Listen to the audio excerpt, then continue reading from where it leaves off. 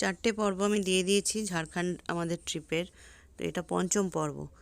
যদিও আমি যেহেতু রেগুলার দিতে পারি না, তার জন্য মানুষের কাছে আমার ভিডিও খুব একটা পৌঁছায়ও না, কিন্তু আমি এখানে দিয়ে রাখি এই কারণে যে পরবর্তীকালে অন্তত আমি নিজে তো দেখতে পারবো, আর যদি কারোর চোখে পড়ে তারও ভালো লাগবে। কারণ সত্যি জায়গাগুলো ভীষণ সুন্দর।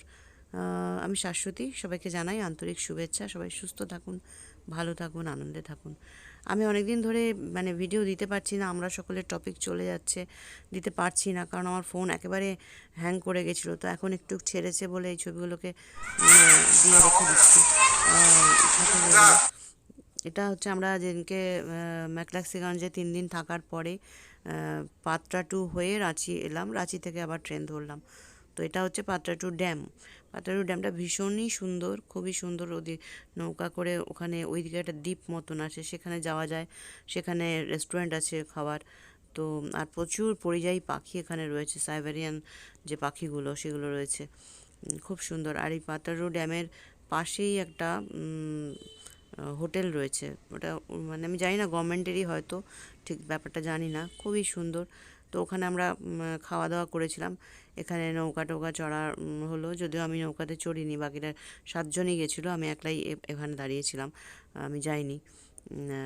তো তখন আমি এদিকে ওদিক ঘুরে ঘুরে দেখছিলাম, অনেক এদিক ওদিক ছবি তুলছিলাম। তার মাঝখানে আমার একটা কানের দুলও হারিয়ে গেল, সেটা খুঁজছিলাম, এইসব হচ্ছিল। তারপরে নৌকার মধ্যে উঠে একটু ছবি টবি তুললাম, যেগুলো এগুলো বাঁধা রয়েছে সেই নৌকায়, কিন্তু আমি ভেতরে যাইনি। তো সেই ছবিগুলোই চলছে এখন। তবে এই ট্যুরটা আমাদের সত্যিই খুব ভালো ছিল। ওই যে বলেছি আগেই যে আমাদের হাজব্যান্ডের চার বন্ধু, ছোটোবেলার 4 বন্ধু, এই যে নৌকায় বসে আমি ছবি তুলছি, এগুলো কিন্তু বাঁধা আছে নৌকাগুলো। এদের বাবারা আমার শ্বশুরমশাই, তারপরে ওদের বাবারা সব রাজভবনের অফিসার ছিলেন। ওইখানে সবাই এক ফ্যান্সি লেনে এদের কোয়ার্টার ছিল, সেখানে সে 12 ঘর প্রথম বলে না সেরকম ছিল এদের কোয়ার্টার ছিল, মাঝখানে একটা বড় ঘর, চারপাশে বেরিয়ে সমস্ত কোয়ার্টার। এখানে ছোটোবেলার বন্ধু, এরা বিভিন্ন অফিসে, বিভিন্ন কলেজ, বিভিন্ন স্কুলে পড়েছে, কিন্তু ছোটোবেলার বন্ধু হিসাবে এদের এখনও পর্যন্ত যোগাযোগটা রয়ে গেছে। তো সেই তাদেরই 8জন ছিল, তার মধ্যে 2জন নেই, আর একজন একটু অসুস্থ, আর একজন আমেরিকাতে। তো সেই জন্য 4জন বাদ বাকি 4জন আমরা গিয়েছিলাম। এটা হচ্ছে সেই হোটেলটা। এর সামনে চামচে তৈরি একটা ঈগল পাখি দেখা গেল অল্প করে, চামচে তৈরি ঈগল পাখি আছে, ওটাও খুব সুন্দর। একটা পঙ্খিরাজ ঘোড়া রয়েছে। এই যে এক বন্ধু আর তার ভাই বাপ্পাদা বন্দনা আসছে।